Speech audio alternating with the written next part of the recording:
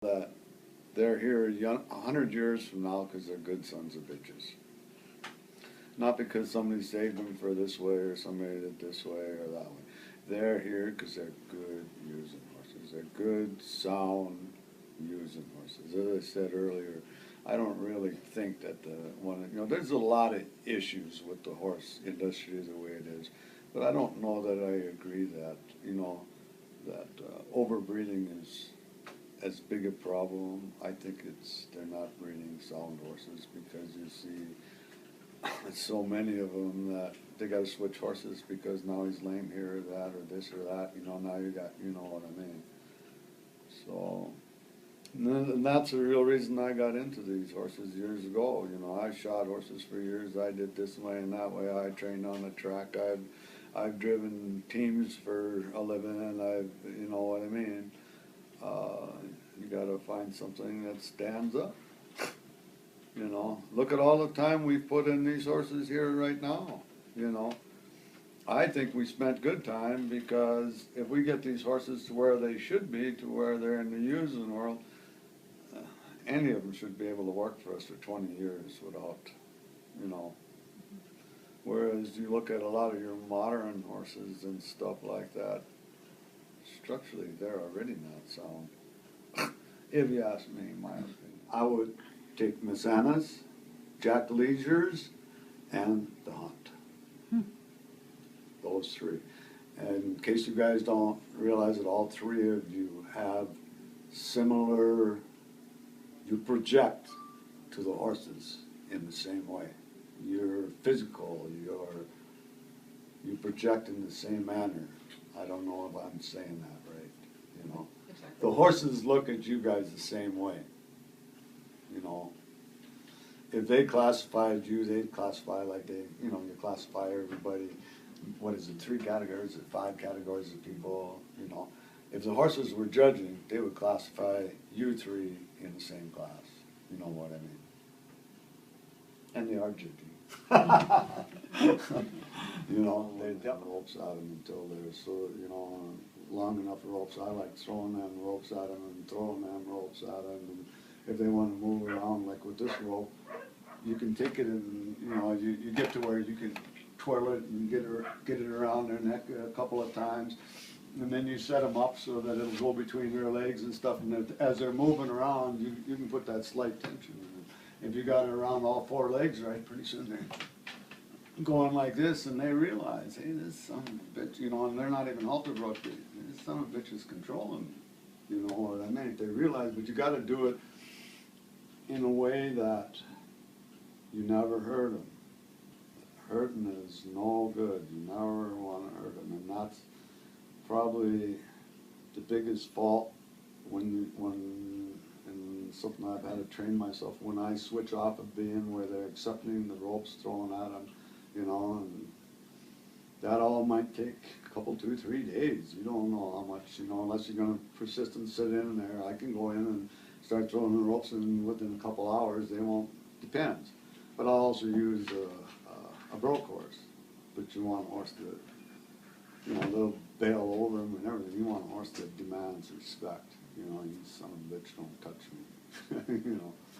And they do, as you can see. They will.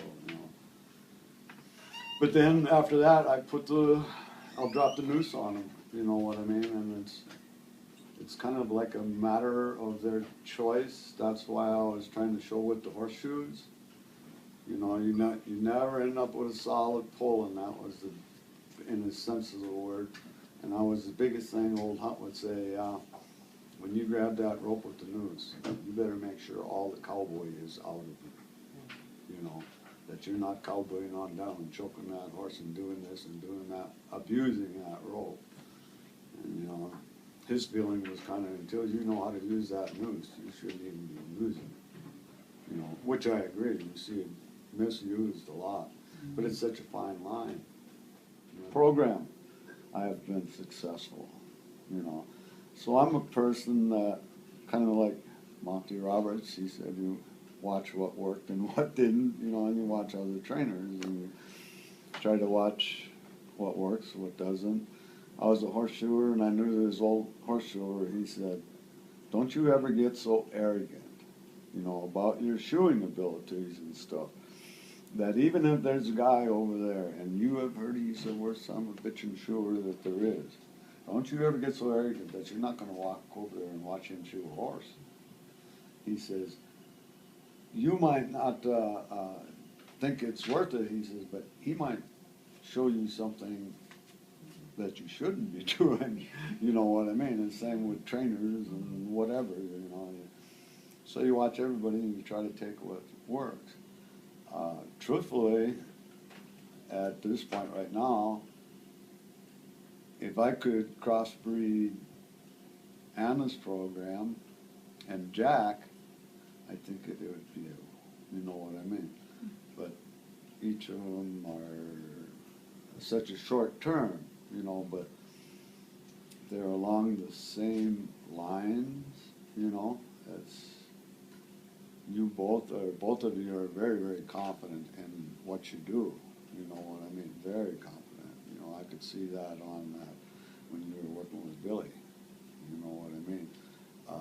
If your confidence would have really wavered a lot, man, you know, that horse would have, you know, you wouldn't, you know. So, in other words, if there was a firefight, I wouldn't mind you alongside me. Thank you. You know, there's a lot of people I wouldn't want alongside me. So, but, That's huge. but you just take, I don't know, it's, you know, I've been in, the thing that teaches you the most is the wrecks. You know, right. that's what teaches you, know, when you get hurt in this way and that way, boy, you know, that's where it's at. As far as methods and stuff, well, I don't know. For this type of horse, you should have time to make friends with him. The first objective should be to make friends with him. I would, like, now on something, I would put him in pens like this as I, you know, always had it. And then you start individually feeding, watering them. What I usually do when it comes to grain buckets and stuff, to start out, I'll probably have 3, 4, even a good one, in there to start on the grain and stuff. And once they eat, and I'll get to where I, you know, I got to be able to pet your head and everything like it before you get your grain, or be it water, if you're going to use water, you know, and water really works. I had, when I first got these, I had put a young stud and 2 mares, and it was in the pasture about 40 miles from here.